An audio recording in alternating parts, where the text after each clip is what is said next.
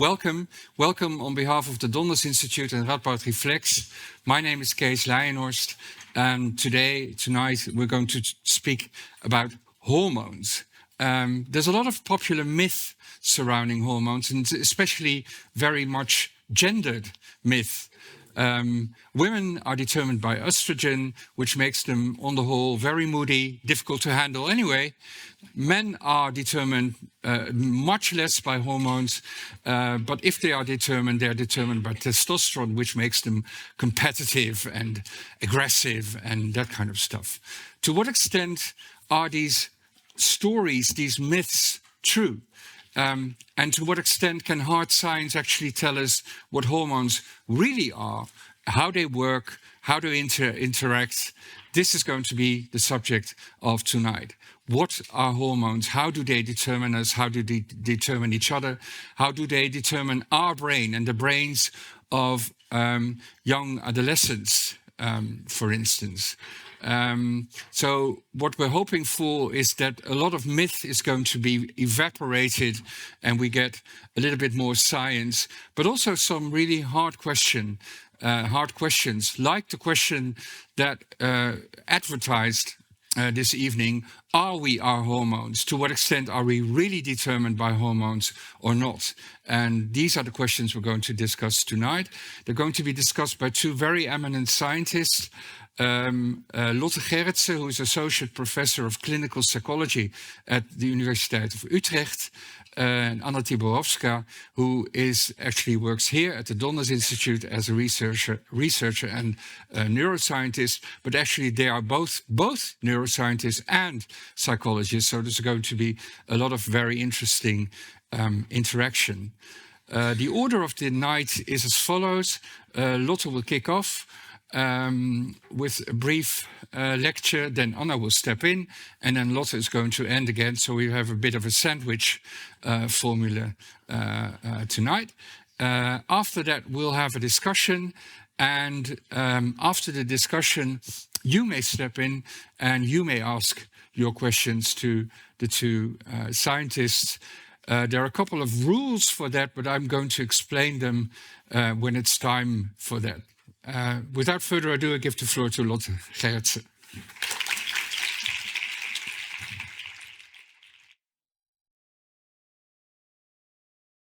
So thank you for the invitation. I will start first with a more general background, and I would like to debunk some of the myths. And probably you all have some bias when you think of the word hormonal. And so I asked Google to show me images of what he or it thinks that hormonal is. And I got a combination of pictures that look like this. And probably this is much aligned with what you think hormonal is, namely, 1, it only has to do with women, and it's really more on mood, food, and sleep. And probably you're also thinking sex. So there you're not completely wrong. Now, before I dive into, I want to say that I will use the terms female, male, women and men. And with that, I really only mean the biological sex. So the sex that is assigned at birth. So just to clarify, I will not be talking about gender, but purely the biological sex. Now, I can already tell you, I want to debunk the myth number 1. We are all hormonal. So not only women, but men as well. And more so, we actually have a lot of hormones. Hormones regulate everything in your body, and they are really here to help us adapt to the ever-changing environment. So you have hormones throughout your whole body, and they regulate your sleep, your appetite, your energy, your growth, your mood, and much, much more. And that is really, really important for you to know. So it's not only sex, it's not only mood, it's really a lot of things that you all need to survive. Okay, I think the best example, which I often show, is this: being hungry. So your blood sugar is low and you get really frustrated and agitated and angry because you are actually hungry. And what I really love about this example is that it shows you that it is bottom up, right? So there is a disbalance in your hormones that really gives you this angry feeling and that motivates you to change it, to find food. And I think this is a very good example of what a hormonal actually is, and it's probably relatable for all of you. Okay, now I go back to the women again, because this myth that it only has to do with women has been around for at least 4,000 years. So even the ancient Egyptians were already talking about how the uterus of a woman can make her lose control over her emotions. And then the Greek came in and they named it hysteria, because hystera is the Greek word for uterus. So they actually say a wandering womb can cause emotional problems. So they actually thought that the uterus can move through the body. And this is why women lose control over their emotions. Now, the picture you see is from a French neurologist, Jean-Martin Charcot, and it's very telling that he is showing an hysteric woman towards his male colleagues. Even though this hasn't been an official classification in psychiatry since 1980, there's really still lots of stigma and taboo around this topic. And as a consequence of that, women have been excluded from a lot of biomedical research for many, many, many years. And only since a few years, we actually know you should not treat women as being men with some additional hormones. So before they really thought we have to exclude all women. And then they found out, oh, men have hormones too. Because if you remember the picture I showed at the first, hormones are regulated throughout your whole body. They matter for everything, and men have them just as well. But as a consequence of women being excluded, now we actually are working in biomedicine with a one-size-fits-men. And we are still often really noticing that lots of medications don't work in women the same way, because their bodies are really slightly different. So it is even so bad that we know more about the moons of Saturn, and we know more about the patterns of male baldness than we know about female-specific health aspects. And with female-specific health aspects, I mean menstruation, hormonal contraception, pregnancy, menopause. So these are all things that only occur to women, and they do not occur to men, and they haven't been studied a lot. Really, we don't know a lot. So today, we will actually mostly focus on the sex and the stress hormones. And there's also a good reason for doing that, because there is kind of a hierarchy in the hormones that the sex hormones are really on top in the hierarchy of the hormones, and they regulate all the other hormones. Now, when you talk about sex hormones, I got this figure from a simple, well, not simple, just a basic science book. And here it shows you that according to this book, in the testes, testosterone is made, and in the ovaries, progesterone and estrogen are produced. However, the testes also produce progesterone, and via aromatase, testosterone can be converted in estrogen. So men also have progesterone and estrogen. In women, the ovaries also produce testosterone. So we all have the same hormones, but just in different dosages. Now, when you look at this figure, you see, I don't know whether this works. No, it doesn't work. You see, it starts in your brain, in the hypothalamus, and then goes to the pituitary, and then to the ovaries and the testes. Now, if you look at the other figure, you see, again, the hypothalamus and the pituitary, but then the adrenal gland. So you can already, just by looking at this picture, completely understand that the sex and the stress hormones interact a lot.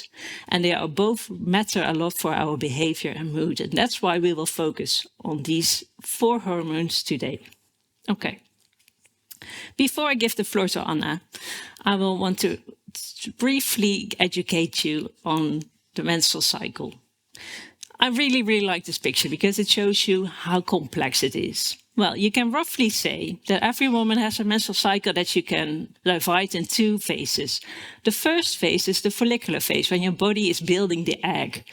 And once the egg is ready, you ovulate, and then you get into the luteal phase. Now, in the first half, only estradiol, which is one of the forms of estrogen, then estradiol goes up.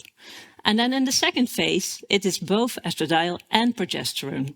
that go up. And this is important to remember because I will be talking about these two hormones. Now, when women age, they get into the menopause. And when you look at this figure for you on the right, you actually see, so women start to have their period around the age of 12. And then they end with the period, say, around 52 years. So they have 40 years of having these hormonal fluctuations every month. And then around their mid-40s, sometimes earlier, sometimes later, they get into the state of perimenopause. This has not been studied at all. We don't know anything. And even if you go to your GP as a woman in your 40s, they will not recognize the symptoms. But as you can see in the illustration, the hormones go everywhere. And it's a very chaotic phase. And once you haven't had your period for 12 months, you enter menopause. And then if you look at the illustration, it's very shockingly, the hormones go down very strongly. Now, from a researcher perspective, this is amazing because it's a natural experiment and it's really, really fascinating. And I'm really, really eager to know what's actually happening there. But as a woman, I think it is frightening to look at this illustration because it's such a sudden transition from having these fluctuations in hormones to very low hormone levels. Well, men also have something, but it's not that sudden. You see a very slow decrease with age in testosterone levels. And only if you get very overweight, you see in men a very steep decrease in testosterone because then lots of this testosterone is converted to estrogen, but otherwise it's going quite nicely. It's not as sudden as it is in women. Okay. I will talk more about this after Anna, because Anna will now talk to you about cortisol and testosterone and brain development in adolescence. Okay.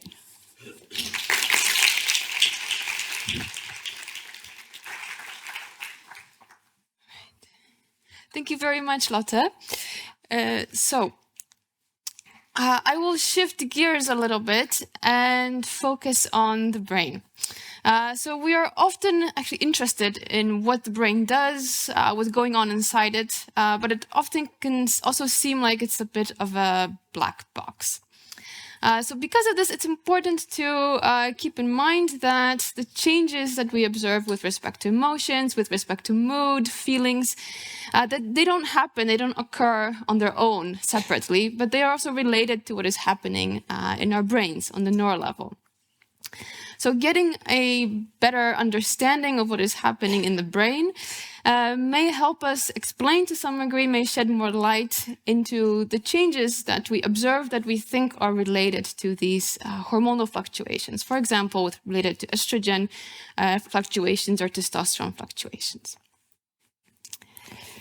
But when we think about the brain, it's good to remember that the brain is not stable. It's not fixed. It's actually always and constantly changing throughout our lives. From the moment that we are born up until we are old, the brain is going to change, it's going to slightly develop. But there are periods during the lifespan when the brain is more sensitive, when more of these changes occur.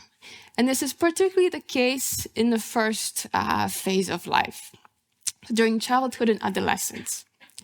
And adolescence is this period which we consider to be a critical transition period. And the reason for this is that there are so many changes that take place during adolescence. So maybe you remember back to when you were a teenager, maybe some of you have teenagers now at home. And you might recall this is a period when a lot of changes take place, for example, with respect to physical appearance, so the body is changing, with respect to behavior, so there's a search for independence, but also increased emotionality, this increased propensity for taking more risks, for risk-taking behavior. And that is all related to also what is happening in the brain. That is also related to what is happening in the brain, because the brain is developing, because the brain is changing during adolescence. Now, there's a reason for a lot of these changes that take place, and one of the main reasons for this is that there's a sharp increase in hormones, especially at the start of adolescence, but also throughout adolescence and puberty. So we can talk about two main hormones, but actually it all starts with DHEA, which is a hormone which rises really at the very, very beginning of puberty, at the very beginning of adolescence. It's also produced by it's produced by the adrenal glands, and later on, testosterone and estrogen are actually made from DHEA. So it's used to make these two primary hormones. So as Lotte already mentioned, estrogen and testosterone are these two primary pubertal sex hormones, which are responsible, for example, for physical development during adolescence. So creating secondary sexual characteristics for both males and females. And estrogen is primarily a female hormone, but as Lotte already mentioned, men also have a little bit of estrogen as well.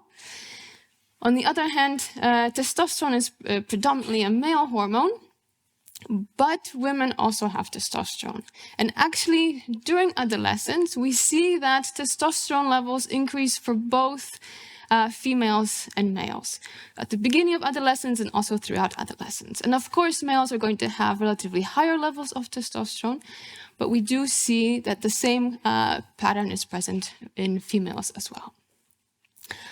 So this makes testosterone a really nice hormone to look further into because it gives us a marker of puberty, an index of puberty. So in other words, higher levels of testosterone during adolescence are also related to being further along with respect to pubertal maturation. Okay, so we know that testosterone is one of these relevant hormones during adolescence. And we know also from other research that actually testosterone is a hormone that opens up this period of neural sensitivity during adolescence. So what does this actually mean, this period of neural sensitivity? Well, it means that testosterone drives reorganization of the brain. In other words, it's going to impact how the different regions, how they function, how they connect between each other, how they communicate with different regions. And as such, it has a large impact on the brain as a whole. So while testosterone is reorganizing the brain, it also has favorite spots in the brain, favorite regions that it targets. Regions that are going to be more influenced by testosterone. So for example, emotion-related regions, so regions where emotion is processed, that are located deep within the brain, here symbolized by this red circle, are going to be impacted by testosterone. Regions like the amygdala, for example. But testosterone is also going to be influencing prefrontal regions, so regions that are here in the frontal part of the brain. And these regions are responsible for control processes such as emotion regulation, decision-making, monitoring, planning, controlling emotional actions, for example. So we see that during adolescence, there's a lot that is going on the neural level. It's a lot that is going on with respect to hormones and actually how the two interact between each other. So if you're interested in what is happening during puberty, especially what hormones are doing during puberty, I can definitely recommend the movie Inside Out 2. Disclaimer, I'm not associated with Disney in any way, but they do have a very nice way of showing the organization, or I should sometimes even say the mess that pubertal hormones can create in the brain during adolescence. Okay, so I've talked a little bit about how testosterone is a hormone that's related to the development of the brain during adolescence, especially in these prefrontal circuits, in these prefrontal regions of the brain. So we wanted to dive into this a little bit more and test this in the lab. So we invited adolescents that were during middle adolescence, so they were around 14 years old. And we found that when they had higher levels of testosterone, they would activate these prefrontal regions more when they had to control their emotional actions. So in other words, the higher their testosterone levels were, the more mature they were, the more they were engaging, activating these control regions when emotions needed to be when they needed to control these emotions. That fits in line with this idea that testosterone kind of is helping these processes. A few years later, we invited them back into the lab. Now they were a bit older, in the late adolescence, around 17 years old. And we found a similar pattern. So again, higher levels of testosterone were related to more activity in these prefrontal control regions. However, the size of this effect was diminished, was lower compared to when they were younger. So yes, testosterone was having a similar effect, but not as much, not as strongly as before. All right, we waited another couple of years. Now they were adults, young adults, around the age of 20, 21. And what do we see there? We see that now with higher testosterone levels, these same individuals, these same participants, are actually activating this region much less. So higher testosterone levels, less activation of these prefrontal regions when emotional actions need to be controlled. So what do we learn from this? Well, we see that the role of testosterone actually shifts across adolescence, into adulthood. That during adolescence, you could even say that it might be boosting these control processes, whereas during adulthood it has quite the opposite effect. So we see that its role changes. But we also see this typical effect that has been replicated multiple times during adulthood, this idea that high testosterone levels are related to less control in one domain or the other. And this is likely also the reason why we have a lot of myths related to testosterone and, let's say, lacks of problems with emotional control. Because a lot more research also in the past has focused on this end part of the spectrum. So, I already mentioned this. There are quite a few myths related to testosterone, the main ones being, testosterone is a hormone that is related to anger, aggression, social dominant behavior. But we already see that that is not necessarily the case. We see that during development, testosterone actually has a very important role in fostering, in triggering organization of neural circuits. It may be also related to better control or better engagement of these control regions during adolescence. But even going beyond that, testosterone is a much more complex hormone. So it's not only related to this dominant behavior, but it's also related more broadly to social approach behavior. So for example, it might mean that you might be more likely to approach someone at a party or speak up in a meeting. So it has a much more nuanced effect when it comes to social approach type of behavior. The second common myth is that testosterone is only a male hormone. Well, the effects that I was talking about now, we see them both in males as well as females. So it's a hormone that's important in both sexes. And lastly, all the effects that I've been talking about here also relate to biological sex, so not gender identity. And that is also one of the myths that is often included here and mixed up when we talk about testosterone. So the same way that testosterone myths are perhaps not as simple as they may seem in the very beginning, testosterone itself is also not a simple hormone, it's a more complex hormone, but it also works in a much more intricate and complex system. So for example, testosterone might impact other hormones that they in turn have more nuanced responses, more nuanced manifestations, and vice versa. And so one example that I want to use is related to stress, because we all experience stress at some point or another, whether it's short-term stress, long-term stress. And when we experience stress, the HPA axis is activated. So one of the outputs of the HPA axis is cortisol, which is a stress hormone. One of the outputs of the HPG axis is testosterone, as we already heard in the beginning. But these two axes of the hormonal system, they again don't work in isolation. They are not separate.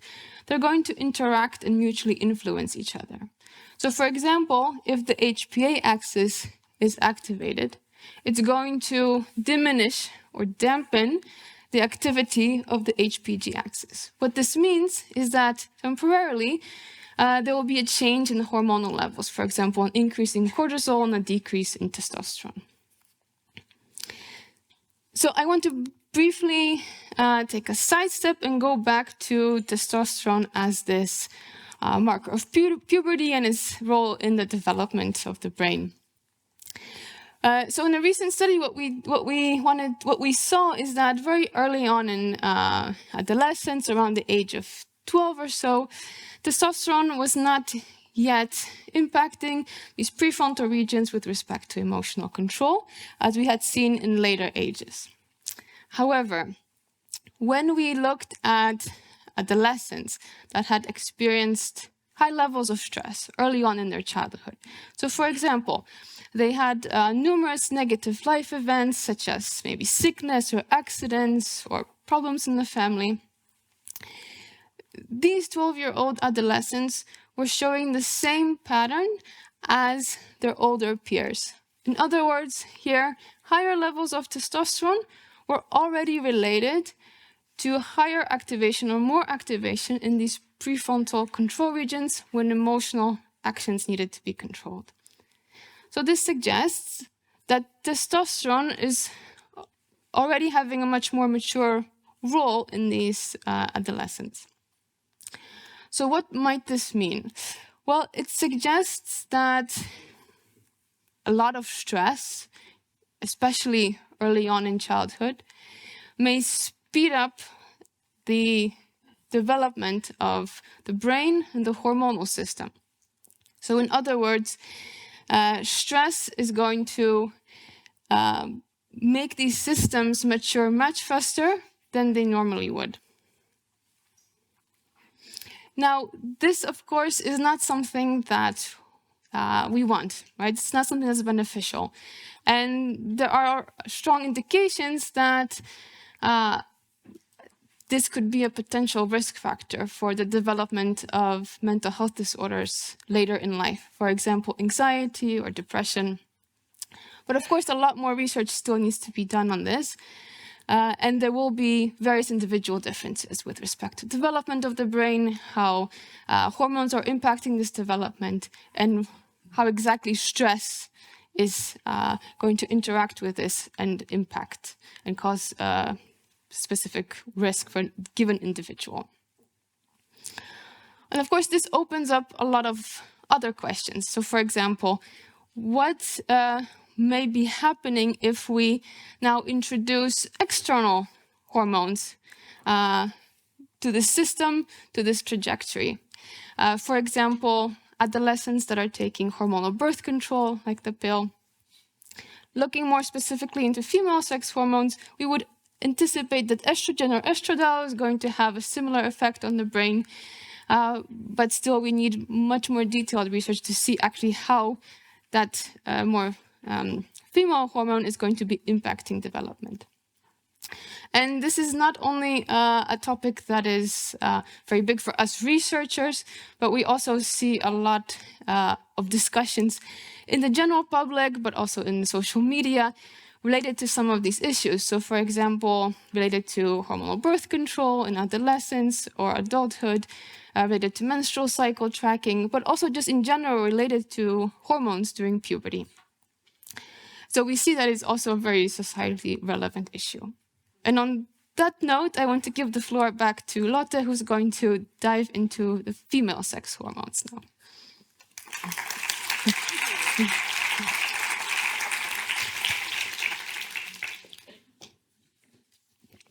So that was a very nice introduction to what I will talk about now. Okay, so when we had like a pre-talk with the organizers, I was already mentioning that I really like this topic and it is really hard for me to talk about it shortly. But I will try. Okay, so I'm currently working at the Department of Clinical Psychology, and what I'm always now interested in is what is the clinical relevance of all this neuroscientific research. And that is what I will be focusing on in the rest of my talk. So, first of all, why would we even be interested in a sex difference and in particularly the hormonal aspect? Well, we know that women overall have a 2 times higher risk compared to men to develop anxiety, mood, and stress-related disorders. Now, this is a super oversimplified figure, and obviously this pattern is not stable over age, but what you see, it actually looks like this. So particularly around the ages when the female sex hormones are changing and fluctuating, you see this huge increased risk. Now, I would never dare to say that this is purely a hormonal effect, because obviously around these periods in life, lots of things are changing as well. But nevertheless, it seems there is really something going on. Now, in this figure, you see next to pregnancy also hormonal contraception. And Anna has already mentioned it. So maybe I should also explain how hormonal contraception works. On the top of this figure, you see the hormonal fluctuations a woman would have if she is just naturally cycling, so not taking any hormonal contraception. So in red, you see the estradiol, estrogen, and in blue, you see the progesterone. Then in the middle, you see the common pattern one would have if you're taking the combined oral contraceptive. So in most prescribed oral contraceptives, the pill, have both a synthetic version of estrogens and a synthetic version of progesterone. If you adhere to the pattern of having a stop week, your pattern would look like this, that it goes up, stays stable high, the synthetic hormones, and it goes down again.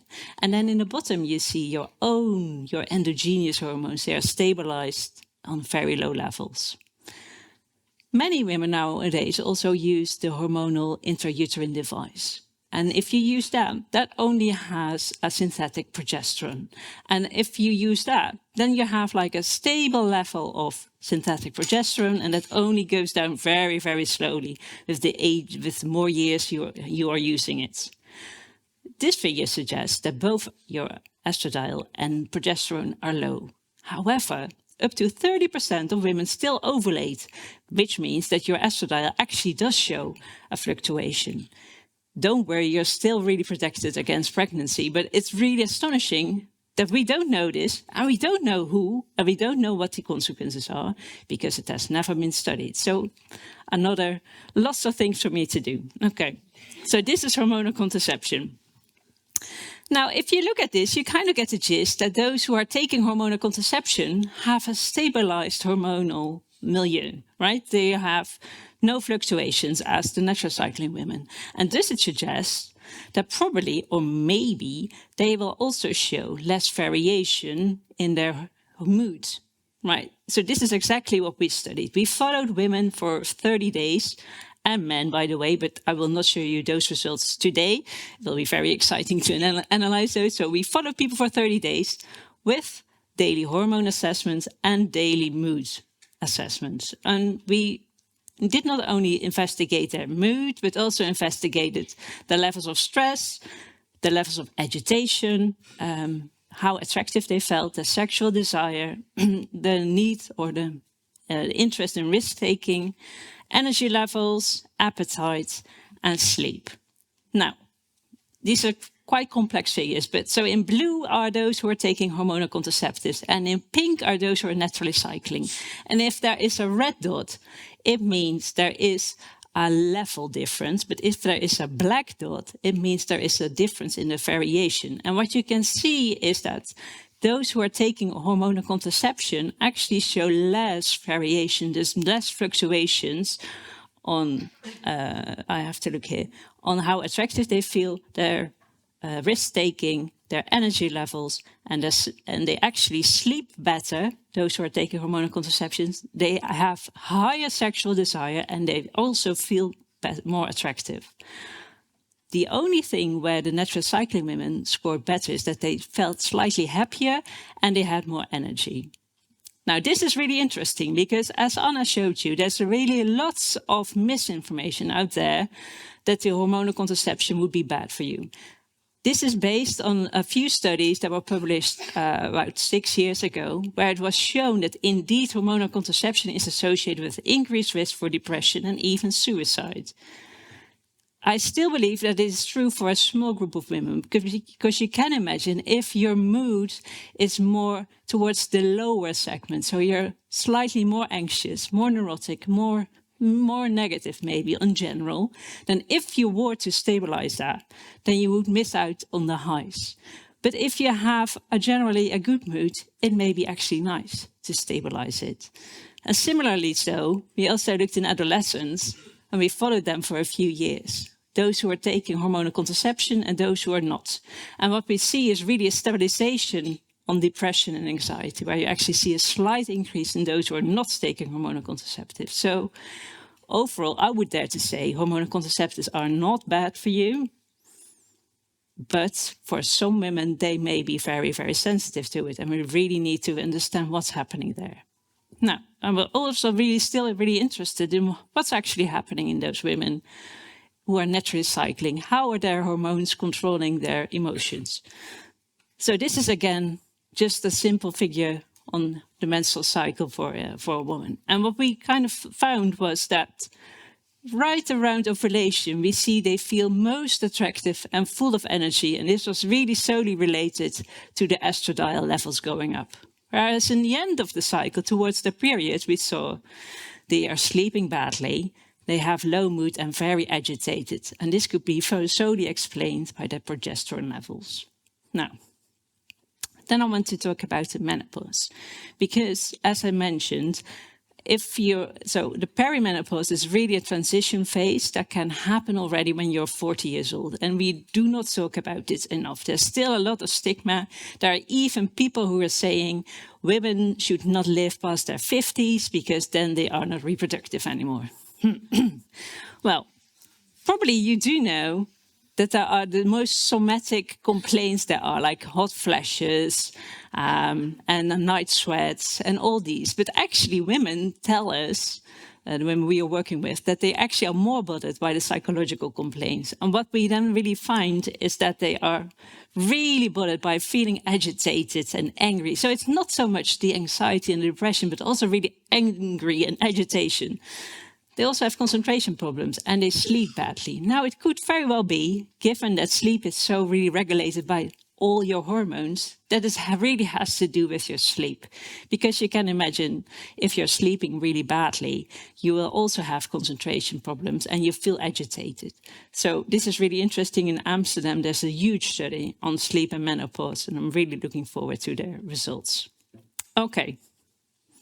I have to keep it short, so my take-home message are, there are a lot of hormones. It's not only the sex hormones or the cortisol that matters, it's really one big system. And those hormones are really a major playing in your overall well-being.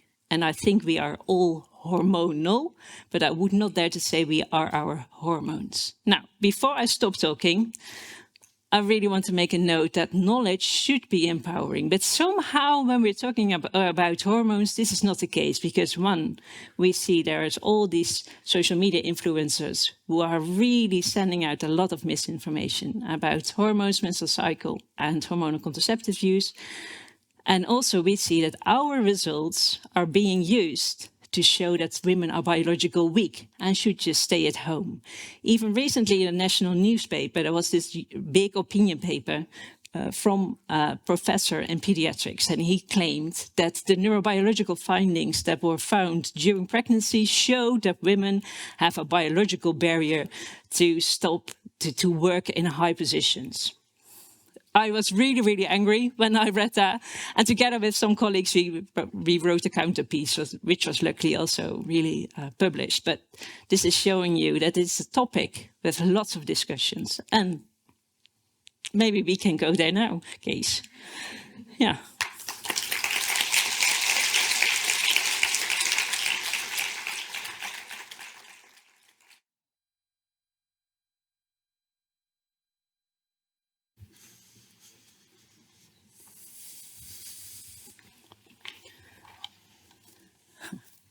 Right. So that was a lot of charts and lots of empirical data. Now, I'm a very poor philosopher. We don't have data and we don't have charts. So we really have to make, we're going to dive into this and try to make sense of it. Not that it doesn't have sense. It did have a lot of sense, but trying to sort of evaluate this. You ended with saying we are determined by our hormones. We are hormonal. But we are not our hormones. This reminds me a little bit of, there is this famous Dutch neuroscientist, Dick Swaap, who wrote this really bad book under the title, We Are Our Brain. Yes. And so we shift now to hormones, but your case wouldn't be for, and I'm going to ask you as well, the case wouldn't be we have to shift from we are our brain to we are our hormones. Why not? Well, there is actually also a book by Max Nieuwdorp, which is called We Are Our Hormones. And I think there's also a book about we are our guts, intestines, whatever, right? So it's a very popular phrase. I would say I would like to be more referring to a state, and therefore I would prefer the term hormonal instead of really that it's like a rigid thing and we are only determined by our hormones. It's one of the many aspects. And could you mention more aspects than simply our hormones? So if we are determined by other factors, which factors? Yeah, well, so, okay, how long do I have? Yeah. So we have time. Okay. So I'm working in clinical psychology, and we are really working on redefining psychopathology. Because what we've been doing wrong is that we've really focused on the individual and also making it like it's the trouble and the responsibility of the individual who is sick to get better, and completely disregarding the system around the individual. So I think actually the environment matters more than individual aspects. Mm-hmm. Now you work as a neuroscientist. Would you say we are our brain, we are our hormones? Are we a combination of the two or neither of them? Yeah, I think I would take a bit more of a moderate stance here. So I would say we are a combination of our brains and our hormones, but definitely not only. So it's a very important factor, but it's not the only thing that is at play. And it also, so a statement like that suggests that we are not also in control because we are one or the other, our brains or our hormones. But that's not the case. So there may be hormonal influences. I mean, we need our brains to think, right? That is, those two are very much connected, but those are not the sole and the only aspects to it. So you actually boringly agree here. Boring, yeah. So maybe add a little bit of the even I would say that I do think that the brain is a very important aspect to it, and also how hormones are impacting the brain, are a very important aspect to dive into that. And I think that is one of the ways that we can get some more understanding about what is really happening and what we observe in terms of mood, in terms of emotions, what we experience in terms of that. Yeah. You talked a lot about these myths surrounding you two, both of you, surrounding hormones, and also the astonishing fact that a lot of this has not been researched yet.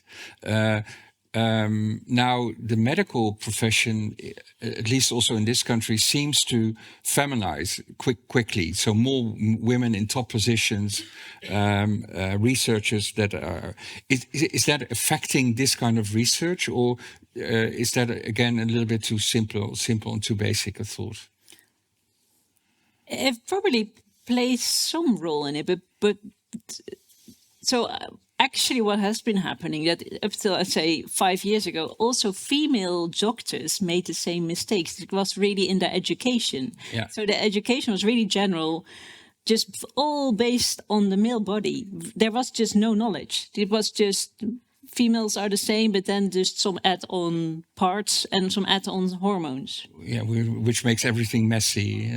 Which is complex and thus better to exclude them. But now they've noticed it, for instance, with the heart attack, that women actually have different symptoms and you should treat them differently. Yeah. And this will probably hold true for many aspects of health and also mental health. Yeah.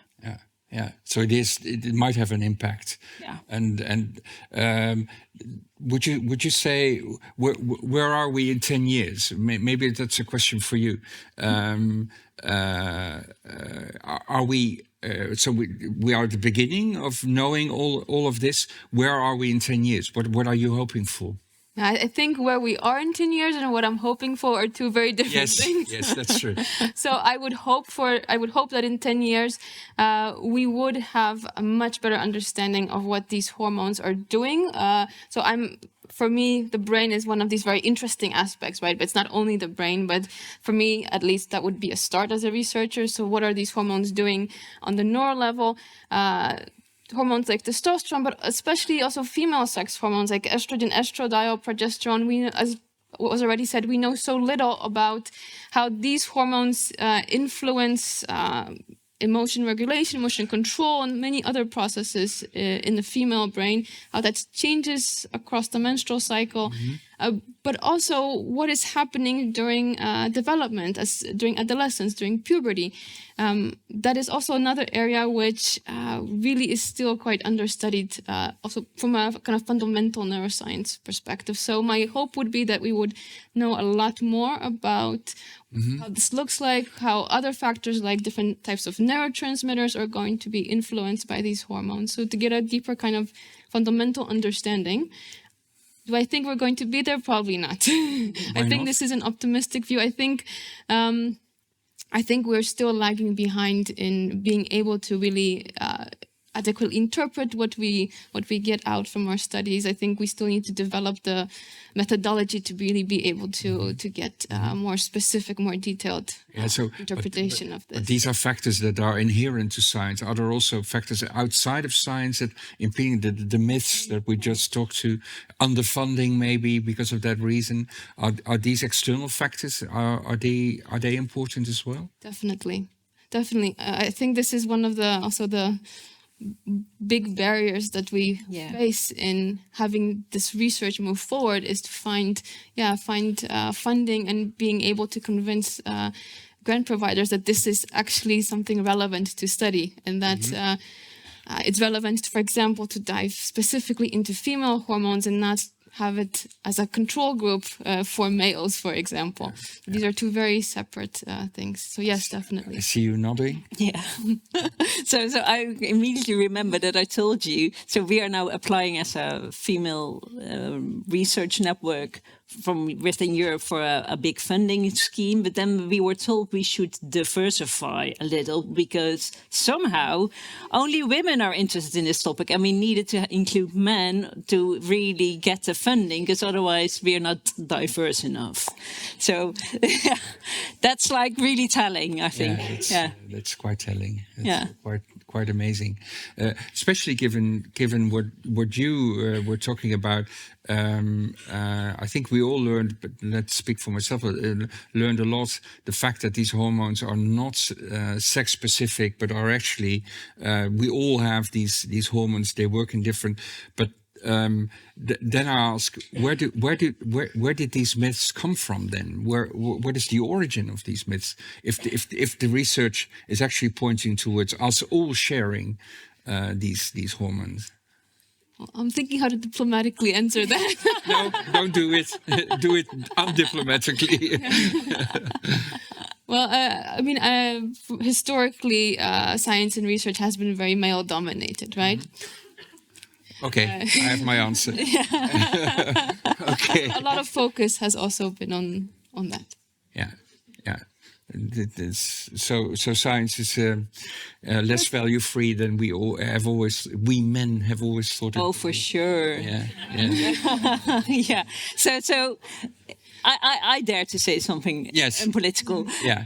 If, say, at the rate we have menopausal problems, there would be erectile dysfunction, there would be much more study and much more funding and much more research, and would be a much bigger problem than, Whereas, so I often give these kind of talks, and then I say, it's really 50% of the world population, right? It's not a small, every woman goes through this. So it's really, really important that we get to understand it. Yeah. Let's vary the topic a little bit. What I noticed that you were constantly referring to interaction between hormones and the brain, certain brain regions being affected, being less affected over age, and so on. You were much less putting emphasis on the brain. Do I detect a difference here? Do I detect a difference in approach here? Could you comment on that?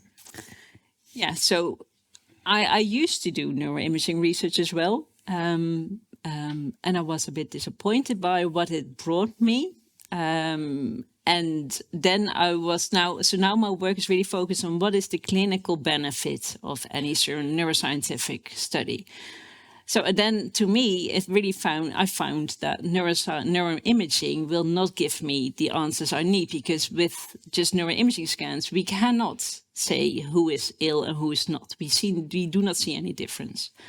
So I've always been looking for a new biological factor that could explain who gets ill and why and how. And the brain is really interesting, and from a fundamentalist perspective, we should definitely focus on it. But I really prefer to study the people as a whole, and not only one part of it, but really the whole body. And the hormones are really like a really nice medium in between, I think, the whole body and the mind, because they are everywhere. So it's not only the sex hormones, but it's really also your thyroid hormones and the Ozempic, which is now really a big thing, is also hormones, right? That you don't have appetite anymore.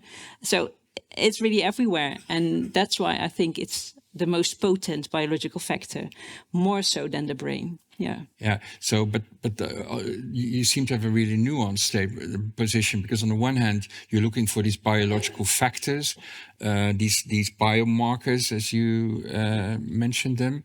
But on the other hand, you deny the fact that we're completely determined by them. So you're kind of in between. Is that philosophically speaking, so to speak? Yes. Is that true? Yeah, so it's probably because I was more brought up as more like a biomedical researcher, so that's the way I think. But then I noticed that the clinical relevance was very small, so that's why I broadened my view. Yeah. Could you relate to that? It seems that your position is a little bit different. Your perspective is a little bit different from that. Am I right?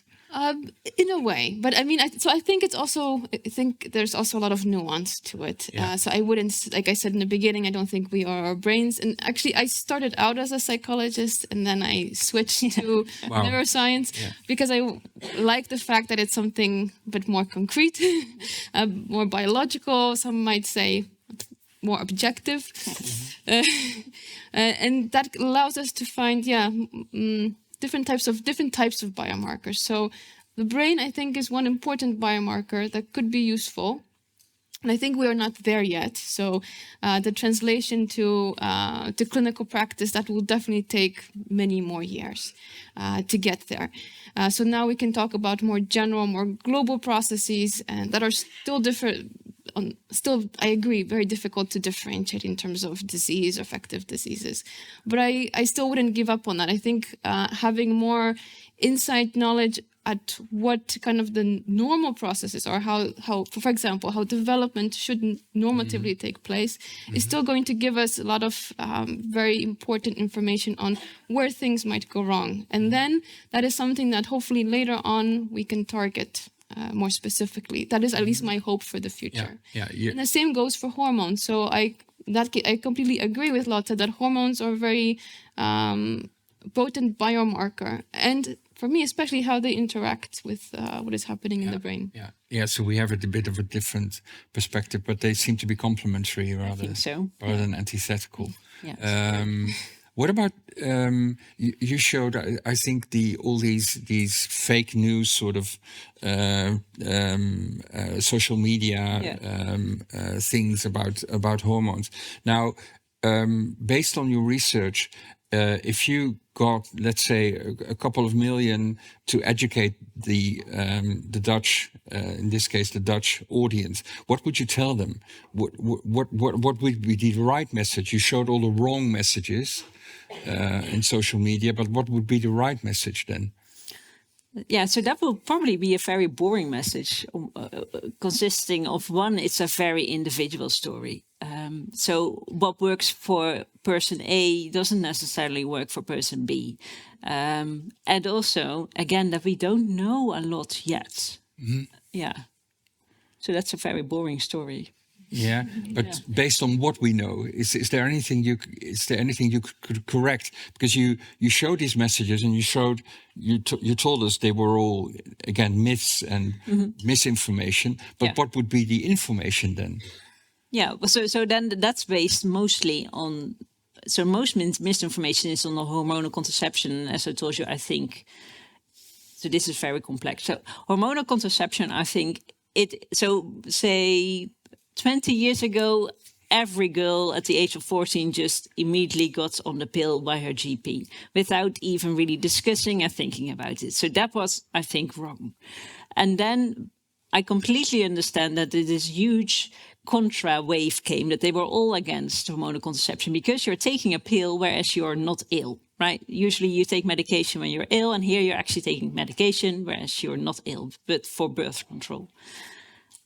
And then there also came these studies that showed that there was some risk for depression and suicide. And I still think that for a small percentage of people, this holds true. But at the same time, I also think we should also celebrate the fact that birth control exists, because when it didn't exist, women just got pregnant all the time and we couldn't work and we couldn't live the lives we currently have. So yeah, it's not only a bad story, but still, I think everyone should make their own choice, right? So if you can live without taking it, sure, do it. Yeah. But your main message would be we still have to wait a little bit until the research has come a little bit further for you to get these millions to educate the public. Oh, for sure. Yeah. Yes. Yeah. Yeah. If I could add to that, I would say, well, the additional message would be that we still need more information, right? Yeah. To figure out who is more sensitive. Exactly. So we really need a more individualized approach to who is going to be at risk, maybe for depression, for anxiety, for whom it might not matter at all. We just don't know yet. We just don't know, and that is and I think that is already an important piece of information to give to the public. That it's not, we're not trying to say it's either good or bad, maybe actually both, but you should be aware of that if you're going to make that choice. Yes, and then I would also tell them, if you're taking birth control and you're not happy with it, try to change it, because there are so many different pills around and in different dosages, and they really have different effects. So really try something else. Also variation here. Yes. Your research is very much about development of the brain and the effect of hormones. What does this story tell us for the brain that has developed and that's somewhat older? So if you're past adolescence, do you have lessons you can already draw from that? Yes, but I'm just thinking which way to tackle that, because there could be so many different perspectives on that. Try them all. A brain that's already developed. Well, okay. I would actually, just to play the devil's advocate, I would say development is not something that stops, right? So yes, our brains are going to be much more formed. The kind of this intense development is going to start to slow down, stop in young adulthood. So around the age of 20 or so. But actually, we know that some regions, like the prefrontal regions, they continue to develop way past into your late 20s, I think maybe even some very beginning 30s, which is also good news for some of us, that it still continues. So it's also difficult to say like, okay, this development has stopped, now what? No, there's always going to be external factors or internal factors that are going to influence the brain, and it will be less susceptible, be less sensitive than earlier on, but it doesn't mean that it's fixed, doesn't mean it's static. But having said that, there are particularly in childhood, early childhood, adolescence, there are specific things that can bias or kind of or push that development into certain trajectories. And again, it's not deterministic, but it might cause some kind of risk factors. Like I mentioned, for example, a lot of early life stress may, for some people, be a trigger for this kind of earlier maturation, which may then be a vulnerability for the development of certain types of affective disorders, mental health disorders, whether it's like anxiety, depression, might also be aggression-related disorders. Yeah, so it does play into the life beyond adulthood, so to speak, in adults. Yes, exactly. So it has long-term consequences. Long-term consequences. But I do want to also stress that there's also a lot of positive factors that can buffer the negative effects, right? So if you experience stress, it doesn't mean that it's deterministic and everything bad is going to happen from now on. There's a lot of positive things that can happen. For example, social buffering, having a lot of friends, this is one example, right? Social support that can really compensate and reduce the risk for, later in life. Yeah. Can you add to that? About the completely developed brain, you mean? Yeah. So I've actually done a lot of research on aging as well. So that's really, shall we dive into that? Yeah. So there we see, so there are really interesting testosterone findings as well as progesterone and estradiol findings related to dementia onset. So we see that both lower levels of testosterone for your age is associated with increased risk for dementia. And for instance, earlier onset of menopause is also related to increased risk for dementia. So it can but then the lower levels will have a bad impact because, for instance, estrogen is actually protecting women for a long time because it's anti-inflammatory. So it really protects their brains, but then after menopause, that's completely gone.